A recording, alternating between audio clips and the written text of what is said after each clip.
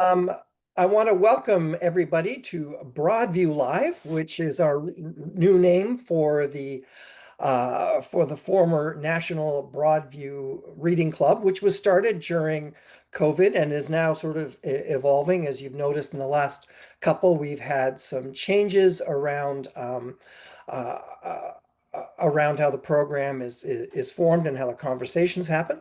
And so this is our first official Broadview Live, and I'm delighted with our two guests, Leslie Sinclair, who wrote a really intriguing and interesting article on labor in Canada's prison system, and the Right Reverend Dr. Kimberly A. Heath, who is the 45th Moderator of the United Church of Canada. Welcome both Leslie and Kimberly. We're really delighted that we have you both with us tonight. So we're going to start off with Leslie. And Leslie Sinclair is a Toronto journalist who writes about social justice, culture, and religion. A graduate of the Master of Journalism program at Toronto Metropolitan University. She won a Gold National Magazine Award in 2024 for her feature exploring access to information in Canadian prisons. Her work has appeared in the Toronto Star, Broadview, the local West End of Phoenix Philanthropist Journal, and other publications. Oh, and a quick aside before Leslie, I asked my first question. I meant to mention that there is the chat at the bottom. Please feel free to utilize the chat. Christina Jung, who's doing, I also want to introduce, who is our tech person tonight, is going to be monitoring the chat. So when we get to the opportunity to have questions, she can summarize some of them and share. Yeah. Hi, whoever's speaking, if you can mute, please, that would be super helpful. Oh, I'm Right. So, Leslie, let me bring you into the conversation. And I really found your article interesting because it raised an issue I was not aware of. And that's always really helpful. My question is sort of what triggers you as a writer to want to pursue this story? Um, I was kind of coming off the tail end of writing the access to information piece um, about prison libraries. And I was kind of thinking, I had kind of learned during the writing of that piece that prison issues are a little bit, I would say, undercovered, um, especially in a nuanced way. And so I was kind of keeping my eyes open for other stories, and I just happened to see a previous source in the Brock Labor Studies department retweet at an upcoming event about actually this book, Solidarity Behind Bars. Um, and I tuned in for that webinar, and I just couldn't believe my ears. I learned sort of the basics of the poor pay, the poor labor conditions, the fact that prisoners are not considered employees under labor law. Um, and I thought, oh, this needs to be written about. But I thought, surely this has been written about, but there was really not that much reporting on it. So that's sort of what kind of inspired it, is like when you see that there's a gap there, that's one of the things we're taught in journalism school, is to look for the gaps and try and fill them. So that's what kind of inspired the story. So why do you see this as a significant issue right now, at this particular time? Um, I think at this time, labor rights for all of us are a little bit under the gun. We saw that with the flight attendants recently. Um, Companies are just able to take more than um, employees can kind of fight back against. And the thing is, when there's a vulnerable population like this, you can kind of see they have no restrictions basically put on what they can ask of these prisoners. So it's almost a mirror of what would happen to us on the outside if companies are allowed to go to the extent that they would ultimately wish to in a capitalist society. So I think it's an issue for all of us to think about. And I just think labor rights in general are, crucial. So allow me to play the devil's advocate Yeah, here sure. for a moment.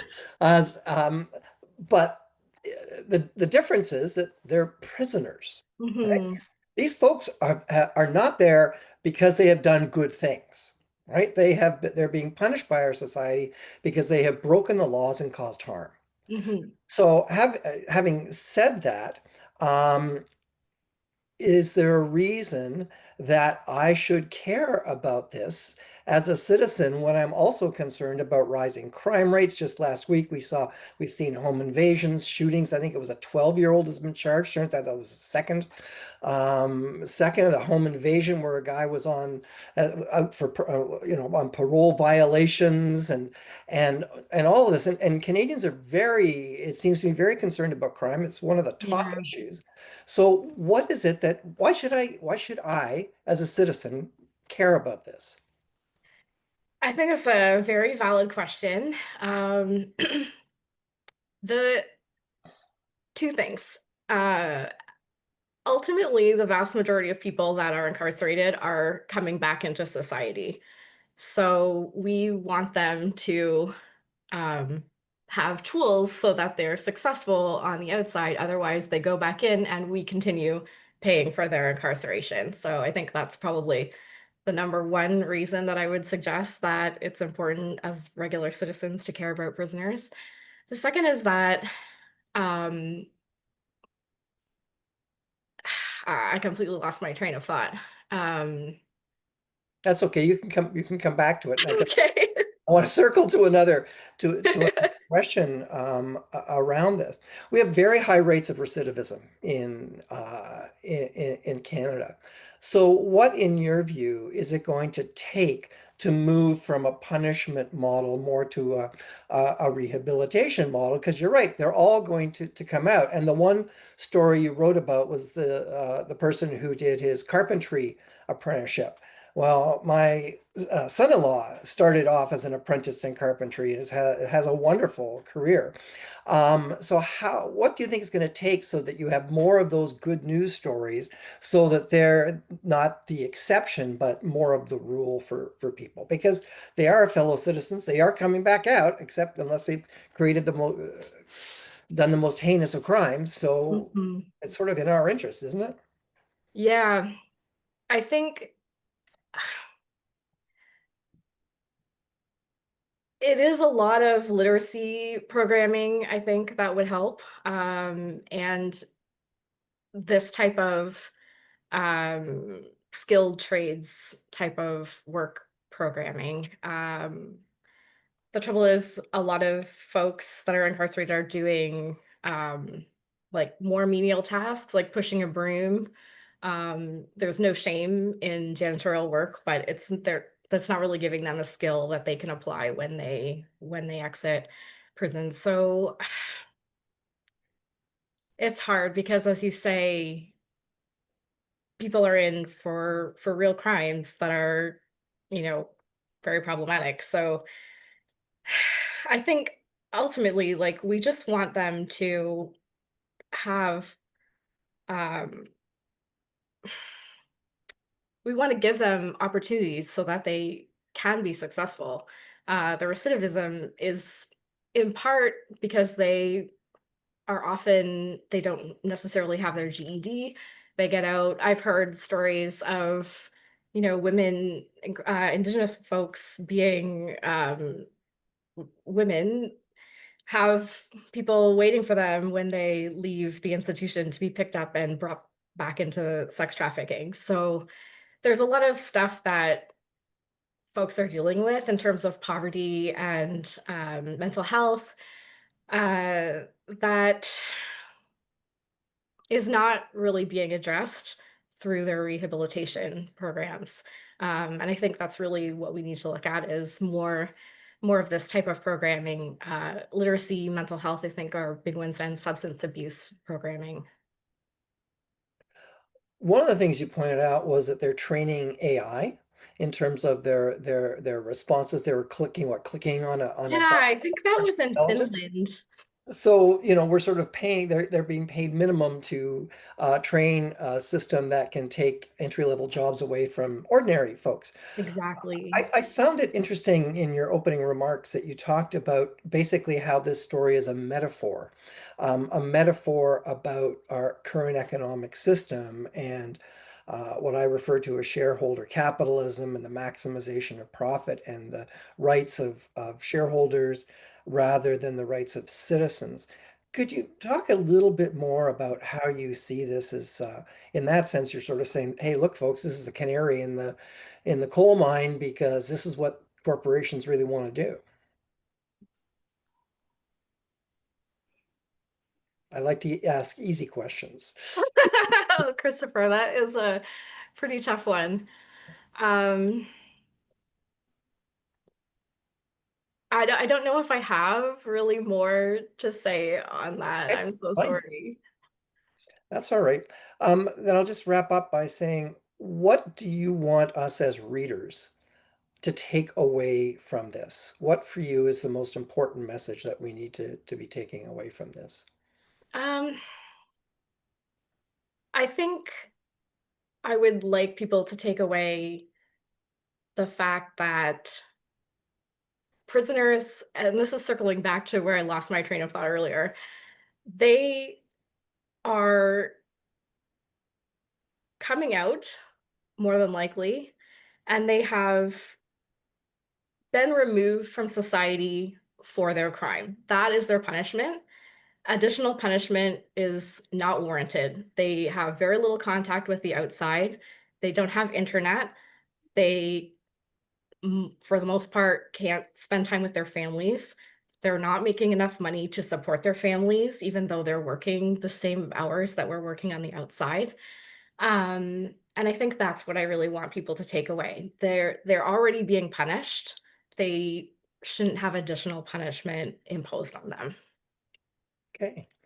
Thank you, Leslie. And again, I really want to thank you for writing that article because, as I said, it was information I did not have before, and I appreciate the fact that you invested yourself into writing this piece and sharing that with our readers and with our audience this evening. Thank you so Thanks, much. Christopher. Thanks for your thoughtful questions. Oh, you're very welcome. So thank you. It is now my pleasure to introduce the Right Reverend Dr. Kimberly Heath, and she is the 45th moderator of the United Church of Canada. She was born in Lusaka, Zambia, where her parents taught school, but grew up in small Canadian towns and cities.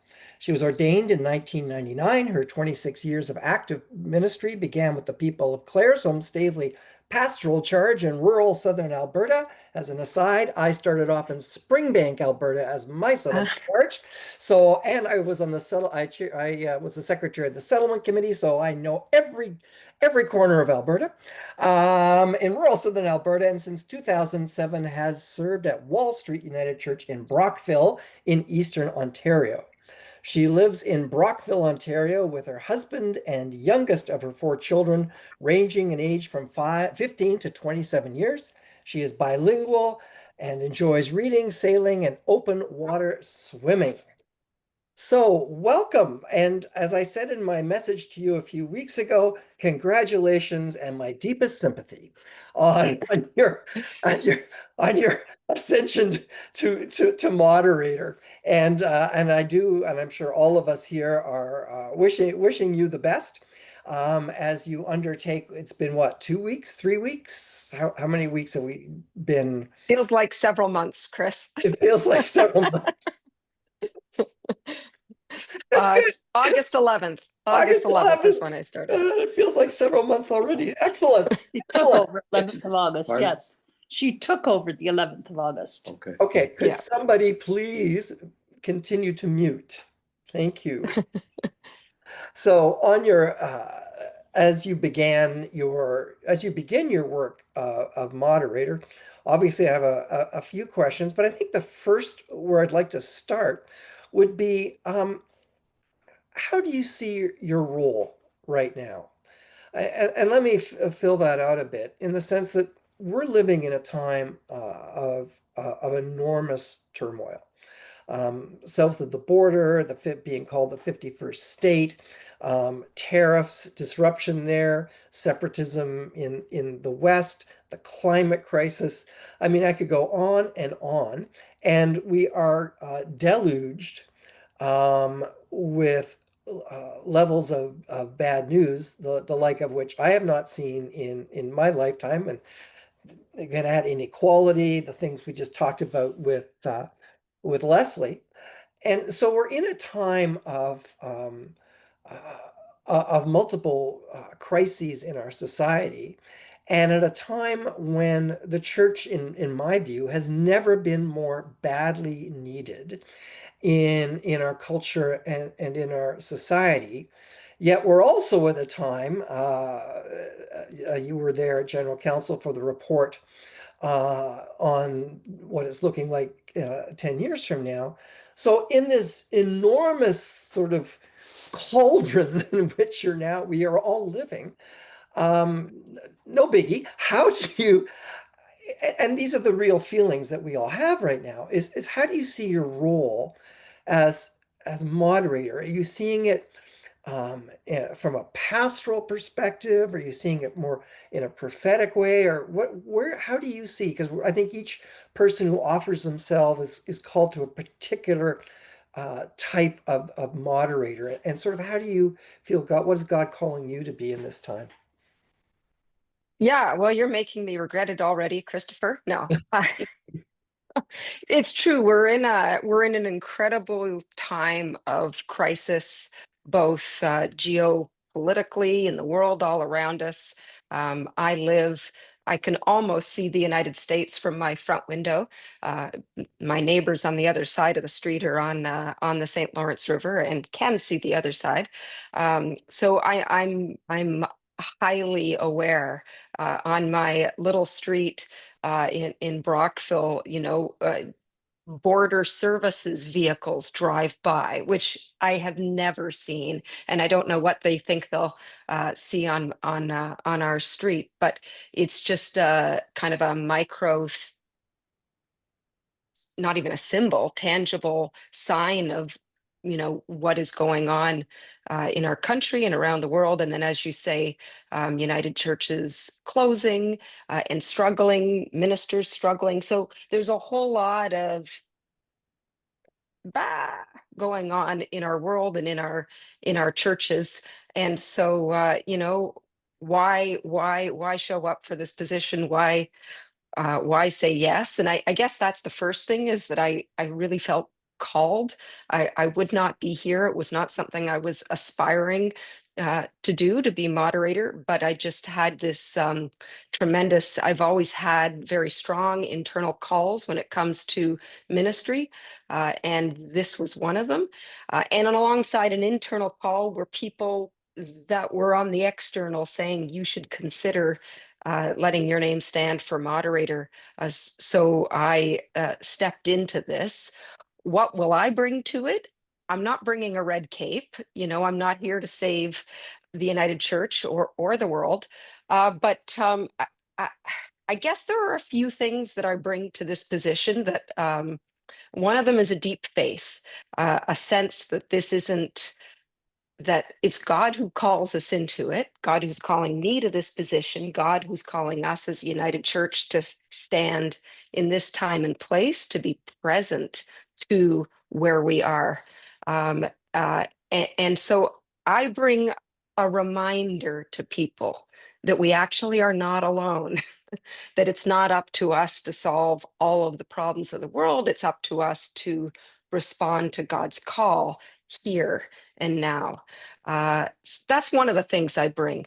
Another is it's kind of alongside of that. Like, part of my faith is recognizing that we don't have to have all the answers. We don't have to be big. We don't have to be enormous congregations or have I don't know, PhDs or, economics, whatever. We don't have to have all the answers. We can be small and still play a part in what God is calling us to. Um, yeah, I really believe in that. Otherwise, I would get incredibly overwhelmed very quickly.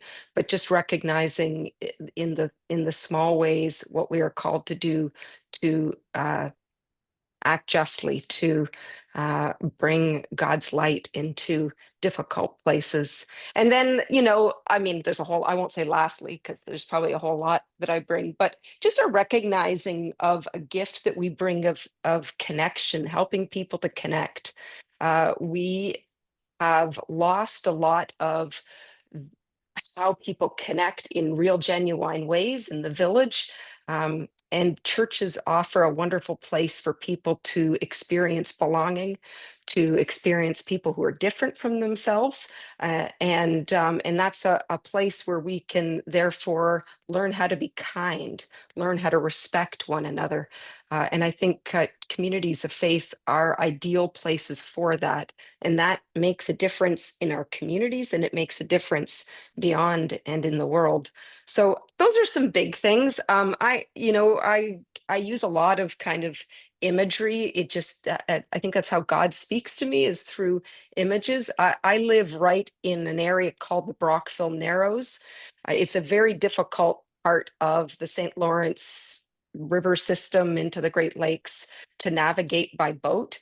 And the big ships that come through here, if they're international ships, they have to have a local pilot on board, because I mean, I remember being out on the water with my husband once in a little speedboat, and I'm like, why isn't anybody in this part of the water? It's so wide open. And all of a sudden I'm like, stop, there's an island just like, a foot below water that we didn't see.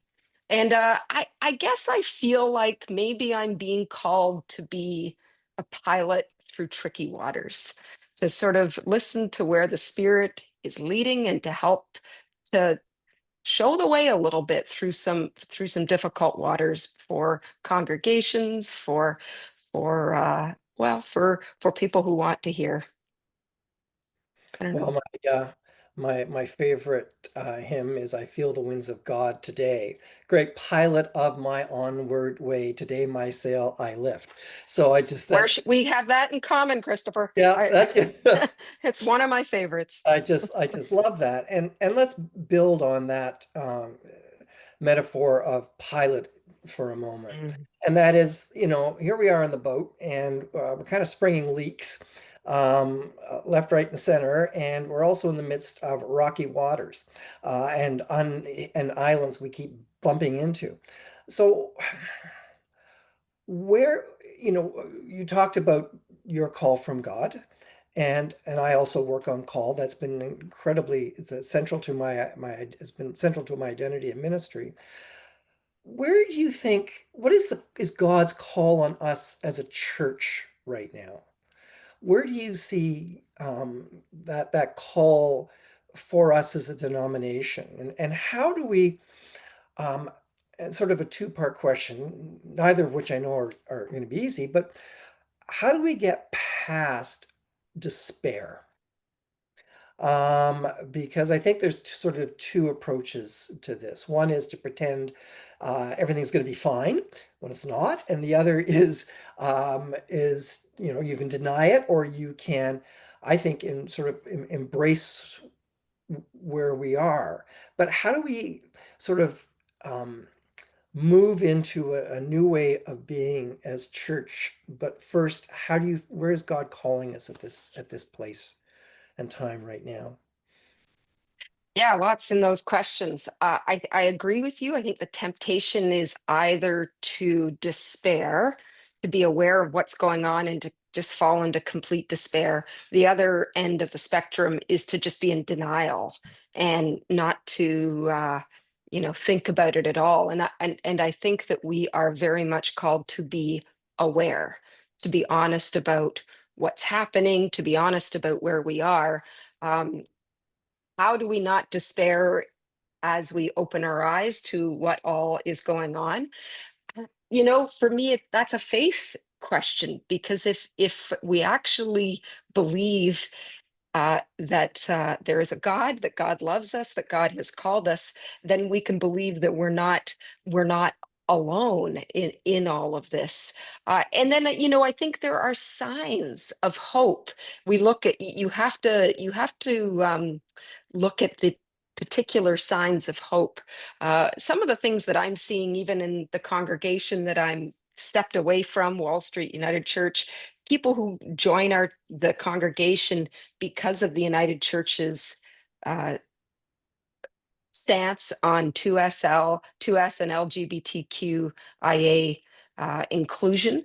It's a particular calling that the United Church has. And so when I see people who kind of show up because of that, I think this church is still speaking to a demographic in Canada. The church is still, people continue to be surprised. I also I've seen a number of times that youth are seeking out. So, I mean, on the one hand, we've got churches that are aging, but on the other hand, there's Gen Z is, and I think other generations too, but there seems to be something going on with Gen Z, are seeking a deeper spirituality. And it's something that we can meet if we're able to shift a little bit on some things. And by shifting, I'm not talking, theology, I'm talking shifting on how we serve what we offer. Um, you know, I had a friend who in the community who one point said, Kim, I love what you offer. I love what your church offers. I love what this church does. And I can't get it the way that you're serving it. And I chewed on that. I'm still chewing on it. But I think what they were basically saying was that having a worship service at 10 a.m. with 3 hymns and a sermon wasn't quite gonna cut it for them. And I think we have to sort of think to ourselves, what is our ultimate goal? And our ultimate goal isn't, I mean, Jesus didn't talk about having a 10 a.m. service. I mean, that's a wonderful vessel for sharing God's love, but It's it's in not the Paul, only though. I'm one. sure it's in Paul. Sorry, continue. Maybe. Yeah. But it's not the only way to share the love of God. It's not the only way to share abundant life. So I think we have to be open to different ways. And I think a lot of other generations, whether it's a protest march outside the church, or a food ministry that you have, people will connect that way, and then conversations can grow and expand in other ways. So I think we have to think of church in a bigger way. The goal is the same, uh, to live justly, to love God, to love our neighbor, but the how we do that might have to shift and change a little bit. One of the realities that we're facing, and I certainly I've had similar conversations to the one that you just that you had. Um, and yet, one of the things I found when I did this series on thriving congregations for Broadview for our 100th for the United Church's 100th anniversary is that I found commonalities. And one of the commonalities that I did find was a commitment to what I would call radical inclusion. Like inclusion was a top value that attracted all ages, but especially I remember a conversation with one mom with young kids who said, "I want my children to experience that level of inclusion. It's incredibly important to me." So we have that opportunity. Um, and I also found out that that they were organized, that they had a mission, they had a strong sense of call, that they had a plan, and that they worked together. Um, and I think there was very valuable learnings in this, and I found them very, very hopeful. I've been concerned about decline since, let me think, 1984. So in my first year at Emmanuel, when that became obvious, that's what I was going to be dealing with throughout my ministry. And I think is a response, and there are responses, as you have said.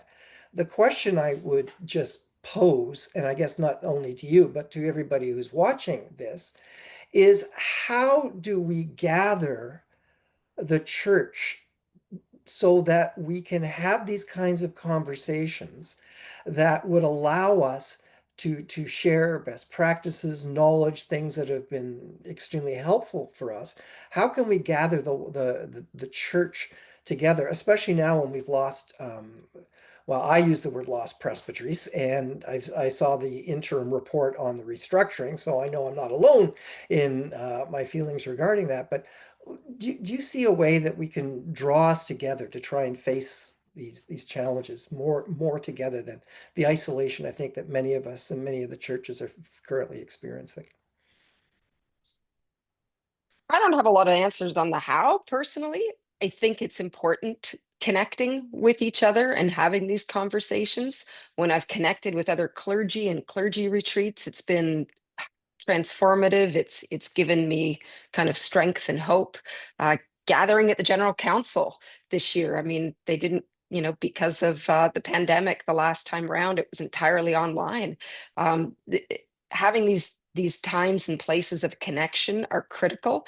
I think online can be and is good. It's not quite the same as in person, uh, and yet I'm aware that doing things in person in our vast country ends up costing a lot. So I don't have all the answers on that, but I do think that we need to find ways to to gather in person and to connect and have these not just you know uh, do I miss presbytery? It's a good question. I'm not 100% sure I do. Well, Because yeah, they could often be I miss the rural presbyteries I was part of, because they were yeah. places where we would gather with meals and at table. It wasn't just sort of a gripe session, but finding places where we can gather and connect in authentic ways, where we can uh, pray together, where we can do things collectively to make a difference in the world. I think that's so very important and can we need strength, right? We need, people are burnt out and tired. They're weary. I know, I've got friends who are incredible activists, and it can be a lonely, weary place to be. But whenever we join together, all of a sudden it's like, okay, we're doing something. This is making a difference. Yes, and I'm fully aware of the irony of me, of all people, talking about missing presbytery, and anybody watching this who knows me is saying, I can't, he's got a lot of nerve. So I I do appreciate that. I'd like to bring Leslie in now.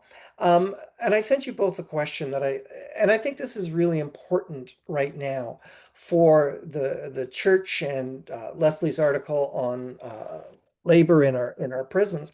And the question is, what does justice mean now? We're in this tumultuous time when we're seeing horrific things all over the world on a hourly basis. And so, from your perspective, theologically, and Leslie, your perspective as well, also as a journalist, how do the two? I'd like to have a conversation with the two of you about what right now does justice mean and look like.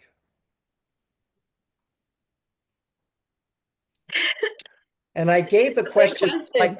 like not just today, just for the record. It's a tough question because justice is so broad, right? Um, I think, sorry, Kimberly, I'm gonna jump in. Yeah, please. Hey, how Gap about it? first. Um, I think, I think it means using whatever our talents and whatever our platforms are to kind of advance humanity in a positive way. And I think a lot of communities of faith are on the prisoner incarceration side doing this very well. Um, you know, addressing the effects of poverty by offering food banks, in some cases offering shelter, providing spaces for substance abuse programs, offering programs for youth, so that they have something to do besides, you know, be lured into a life of crime. Um, so yeah, I think it's happening in communities of faith. I guess um, I have a question for you, Kimberly. I don't know if this is the best time to ask, but in the course of my reporting of this story, I had reached out to a Christian organization that supports incarcerated folks and people that have been recently released and their families. And, you know, this source said to me, a lot of people turn to faith while they're incarcerated, but then when they are released and they try to enter a community of faith, they find that they're not necessarily welcomed. So that's something that's been kind of troubling me ever since I heard that. And as Christopher alluded to earlier, there, you know, it makes sense because there is a lot of fear there of what people may have done. Or so I guess I was just maybe wondering how you think communities of faith could approach that type of a situation. So I think communities of faith, I mean, are all different, right? And Yeah. I think one of the concerns with communities of faith is they feel like they have to do it all, and Yeah. they can't. No one community of faith, no one individual can take on the injustice of the world and live. Only a Christ can do that. Um, However, I think some communities of faith are called to this ministry. You know, I mean, it's ironic that you say that because it's a ministry that we have had something of a connection with in our church. In fact, we found out we're about an hour away from Kingston, Ontario, and we found out that some of the people being released from prisons in Kingston who were coming to our area were told go to Wall Street, which Oh, kind of blew wow. my mind. That's But amazing. we've got an evening service that is geared to people who are largely in recovery from addiction of whatever kind.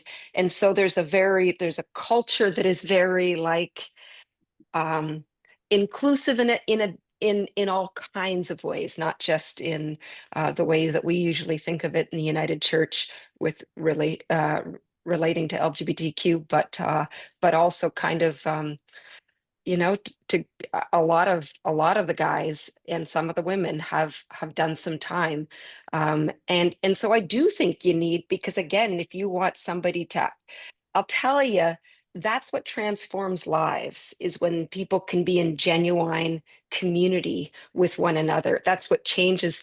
And we've had the odd person who, you know, I don't know, who likely would, you know, end up being who for all intents and purposes we might call an incel, um, uh, who, uh, who and you know, not sort of not fitting the United Church ethos. Let's just put it, you know, I mean, we're a big tent church, but you wouldn't think that they would land in the United Church. Let me put it that way. But they end up finding belonging, and therefore they shift. Something changes in their hearts, and all of a sudden they end up open to things that in prison they weren't, you know, open to people from all different backgrounds.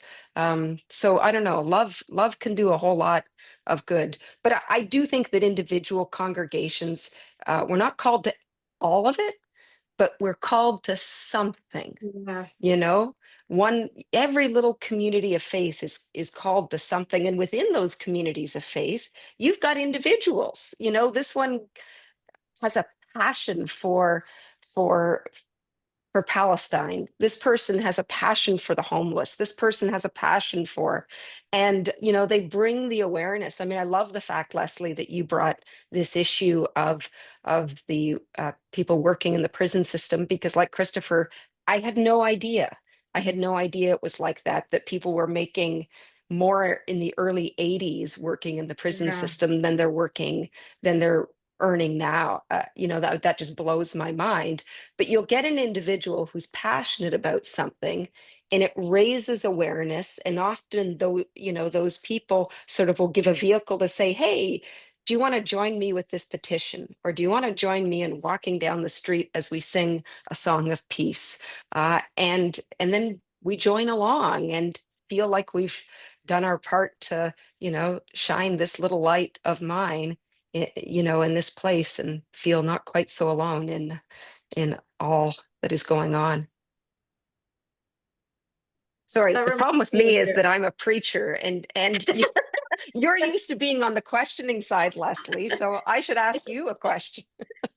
well, what you just said reminded me of your speech when you became moderator of the dandelion seed falling down and you know, reaching into you and compelling you to act. And I think that's such an apt metaphor for justice work as well.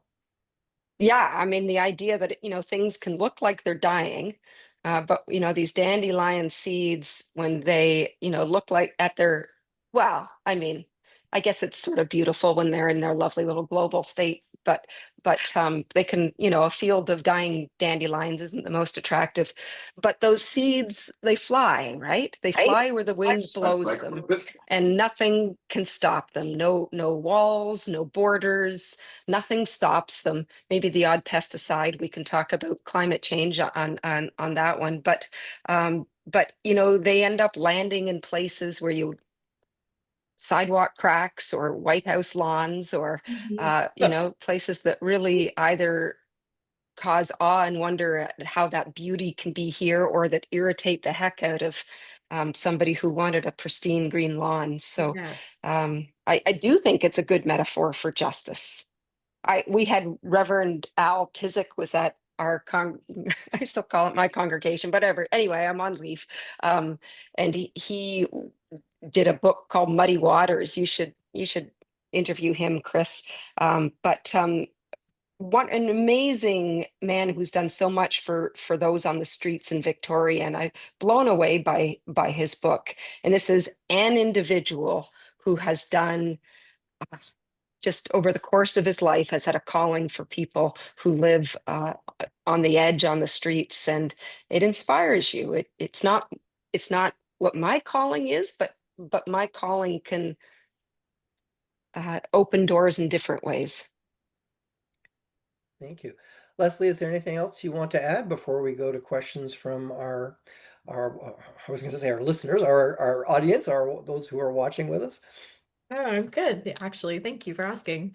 You're very welcome. And again, thank you both. So I want to turn to Christina now. And Christina, you've been monitoring the chat. And if people have questions for either of our guests, now is the time to put them into the chat. And Christina can share some of what we're seeing. And Christina, should we start? I have a question from Christy Pilling to Kimberly, or sorry, to Leslie.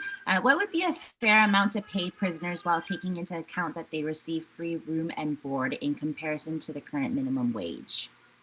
That is such a great question. Thank you for it, Christy. The first thing I would say is that they don't fully receive free room and board. They are contributing to their room and board. They are contributing to their cable and the phone system. They also are contributing to a savings plan and a welfare plan for other incarcerated people who can't, for whatever reason, work. So out of the 690 maximum that they can make, they're like mostly for the most part taking home less than $3 a day. So they are contributing to that. But in terms of what a fair wage would be, I don't think I can answer that. I think that's a question for a labor scholar or someone that's within the system. But I can say that I think it should be enough so that they are actually able to save some money for their release. They're coming out into a society where rent is easily $2,000 a month. Like they're, you know, I don't know how they could pay their rent in a society like this where they haven't been able to save. So yeah, I think I don't know if we'll I don't know that we'll get them near the minimum wage, but I think that would be my hope, especially for the people in Corcan that are doing stuff like refurbishing military vehicles. The key thing here is like these are jobs that if Corrections Canada had to contract for them from outside contractors, they would be paying a pretty penny. So I think that their wages should reflect that. Thank you, Great. Leslie. The next question I have is from Ruth Noble, and this is a question for Kimberly. Do you think that when the church shifts, it also calls for the shifting of our theology? Good question. I mean, I do think our theology, that's like a prism or something. You're always seeing different sides of it in different times. I think different parts kind of might come to the surface, or, I don't think it's a radical shifting in theology, but I do think we probably lean in certain directions at certain times. Yeah, I don't know. That's a good question. Don't know if I have more of an answer to that or not. Um, should I jump on to the next question if Go anyone else? for it. Okay. Next question is actually to Kimberly as well. How does the UCC ensure that the message of radical inclusion is carried down to the local level? Wow. I mean, communities of faith, right? I mean, that's always where the rubber hits the roads, is our congregations. I've been in congregational ministry, as you heard, for the last 26 years, and that's where people find out about the United Church. But even more important than finding out about the United Church, I think, is just finding out that God actually loves them, that all of the messaging from the alt-right isn't true, that there's another um, message, one of love and inclusion. So I think the local I think that's largely the responsibility of local congregations and individuals to share their stories, to invite people to their communities, to remind them that they're welcome. Uh, I think that's where it starts. It may not be where it ends, but it's where it starts. The national church, it does a fair bit to kind of help shore up and support local congregations, the regions even more. But I think it's the part of changing culture sometimes in local congregations to make sure that people who look rough around the edges. I remember a decade ago we had a guy who came into the church with, wearing a muscle shirt, tattoos all down, and carrying a extra large double, what was probably a 4x4 Tim Hortons coffee.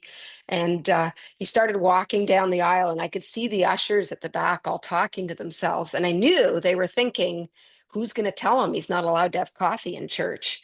And I was at the front, the service was about to start, and I just prayed, dear God, let no one talk to him. And thankfully, I think the ushers were too afraid to talk to him. And he just walked down the aisle and sat in the front pew because he didn't know any better, right? That nobody sits in a front pew in church. But that was kind of like the start. There was do we let this happen? And then there ended up being, coffee wars in our church for a long time. But then, you know what? The culture changed. We relaxed. Nobody bats an eye if you bring a coffee into church, or anymore. So it's a story of inclusion, right? Culture changes at the local level.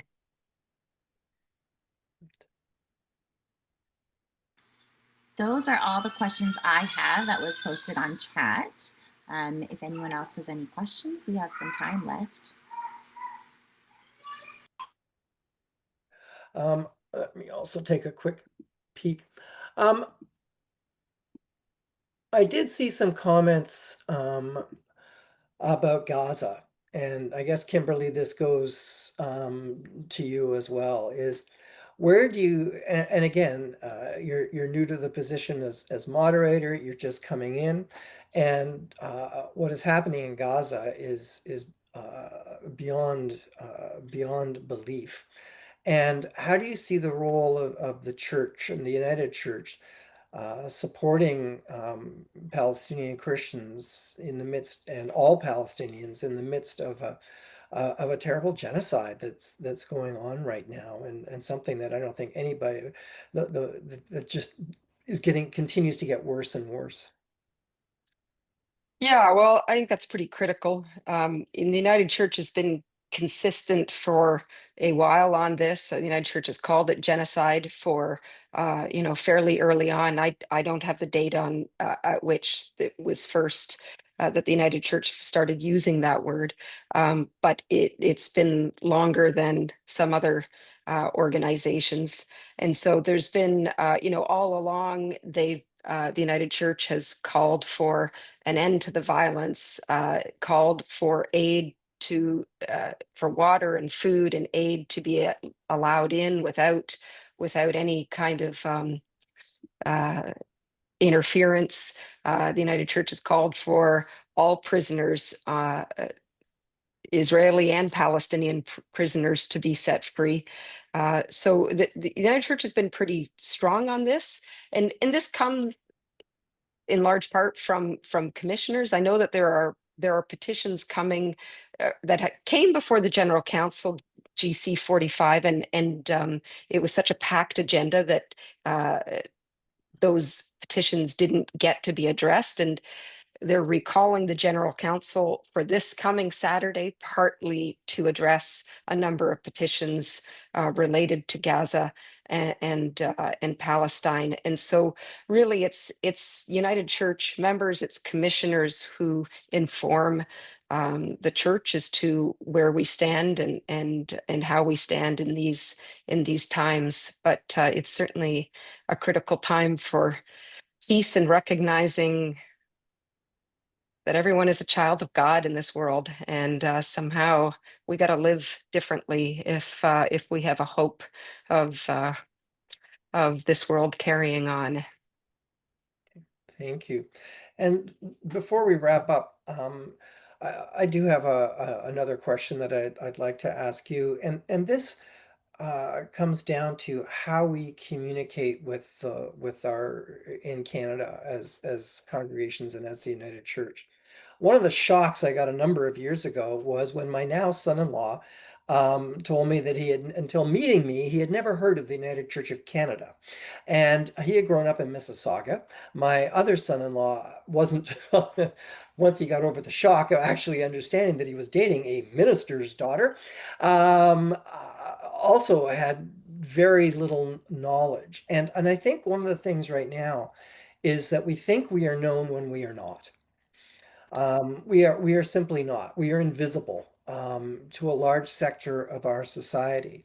And if, as I believe, the especially in the times in which we live, the message and the values we represent are vital. What in your view are some of the ways that we can do a much better job of sharing our good news in places in a country right now where that is experiencing a lot of fear and anxiety? Yeah, I mean, one of the favorite quotes I think in the United Church was, is it attributed to Saint Francis? I don't think it was him. That what is it? The one that ends, "Use words if necessary." Oh, yes. Um, Yeah, the one uh, actions, yeah, but use words. Yes, somebody else, if Share the somebody knows gospel at that, all please put it in times. the I think it's chat something like share the gospel at all times, use words if if necessary. necessary. Yeah. It's time to use our words. We in the United Church, we are wonderful at sharing the gospel with our actions. I mean, there's some room for improvement, but by and large, we're very good at that. I think we need to learn to use our words to say, this is why we're doing this. I'm taking this stand because I have a transforming relationship with Jesus that I've experienced here in Saint Friendly on the Hill United Church, wherever we live. We have to learn to share, and that takes practice, right? I mean, testimony is something that I think we could be bringing back. Testimony is simply, what's my story? How do we have to learn how to share the hope that is within us, right? Isn't that Second Timothy, First Timothy, Second Timothy? Anyway, always be ready to share the hope that is within us, to give a reason for the hope. And that takes practice. We're not used to that. We're afraid of causing offense, but the world needs that hope now. The world needs to hear that that there's something beyond the despair in the world. So I do hope that we can practice and figure out how to share our words of love, our words of peace, our words of justice. That is a wonderful way to wrap up our broadcast this evening.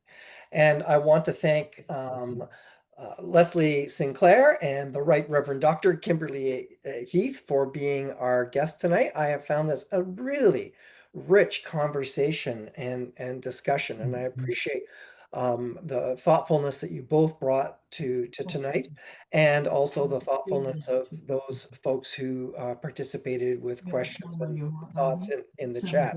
I do want to just acknowledge before we go off air that where I am sitting, and I live in Hamilton, also Kimberly, very close to the United States, is situated upon the traditional territories of the Erie, Neutral, Huron-Wendat, Haudenosaunee, and Mississaugas, and this land is covered by the Dish with One Spoon Wampum Belt Covenant, which was an agreement between the Haudenosaunee and the Anishinaabe to share and care for the resources around the Great Lakes, and that we need and to continue to understand the history of Indigenous people from across Turtle Island so we can better understand our roles as residents, neighbors, partners, and caretakers.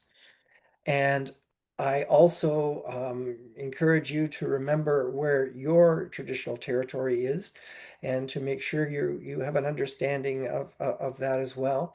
It is part of central to, I think, our understanding of ourselves as United Church in this day and age.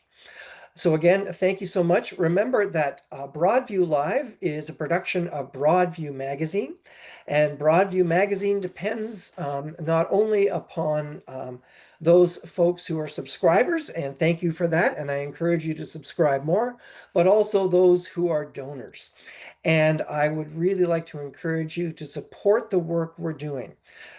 Later this fall, I'm doing a series on resisting fascism, and this is the type of new work that Broadview is entering into and exploring.